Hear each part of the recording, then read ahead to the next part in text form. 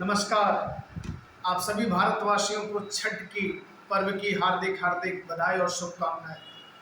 जैसे कि छठ आज भारत के साथ साथ विश्व में अपनी आस्था और विश्वास जो जन जागरण के माध्यम से अपनी जीत रही है, उस छठ पर्व के लिए मैं अपने सभी देशवासियों को अपनी तरफ से मैं गंगा सागर आप सभी लोगों को हार्दिक बधाई देता हूँ। हम सब भारत वर्ष के रहने वाले हैं और कहा जाता है कि सूर्य जो एक ऊर्जा का, एक प्रकाश का और एक सबकी समानता का एक सबसे बड़ा स्रोत है। वो स्रोत के साथ साथ हम लोग को ये भी कहा जाता है, ऐसी कहावत है कि सूर्य एक हम लोग के पिता के तुल्य होता है। कहा जाता है कि सूर्य की उपासना हमारे पुराणों और वेदों में भी की गई है।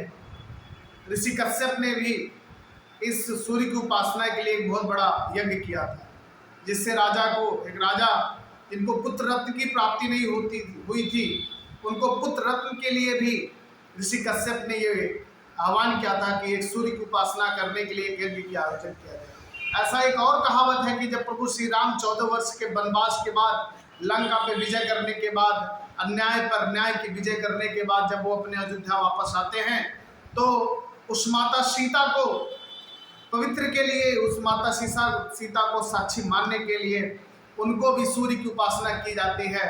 और अपने प्रजा को सुखी संपन्न करने के लिए भगवान राम ने भी सूर्य की उपासना करने के लिए यह भी किया था।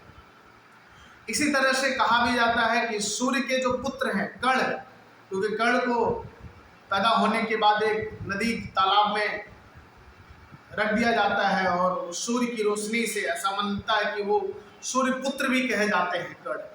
तो ऐसे महान अपने देवता सूर्य की उपासना करने के लिए सारी माताएं आज एकत्रित होकर के शाम को अर्घ देंगी, पुनः फिर भोर में जाकर के सूर्य की उपासना करेंगी, जल में जाकर के।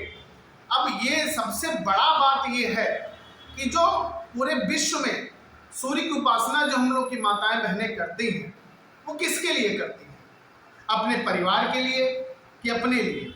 ऐसा नहीं है, वो अपने परिवार के लिए उपासना करती हैं और उनको उपासना करने का एक ही ध्येय होता है कि मेरा परिवार, मेरी संतान, मेरे परिवार के सभी लोग सुखी और संपन्न रहें।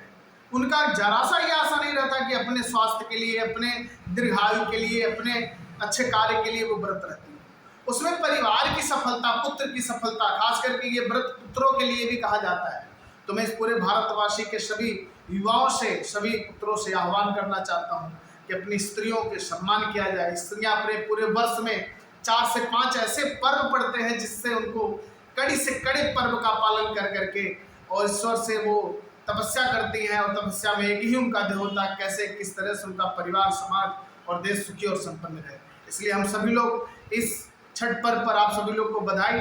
और मैं आपसे अंत में एक कहना चाह रहा हूँ कि मैं गंगा सागर राय एक यूट्यूब चैनल के माध्यम से क्लास 9 से लेकर के क्लास 12 तक मैथमेटिक्स की जितनी भी संभावनाएं हो सकती हैं, जितने भी आपके डाउट हो सकते हैं, 1 बाय 1 एकदम स्टेप वाइज नए अपडेट सिलेबस के अकॉर्डिंग पढ़ाएंगे। और आप सभी लोग जुड़ सकते हैं, विद्या क्लासेस के नाम से यूट्यूब चैनल होगा बाय GS राय। आप सभी लोग जुड़िए। आप सभी को बहुत बहुत बधाई।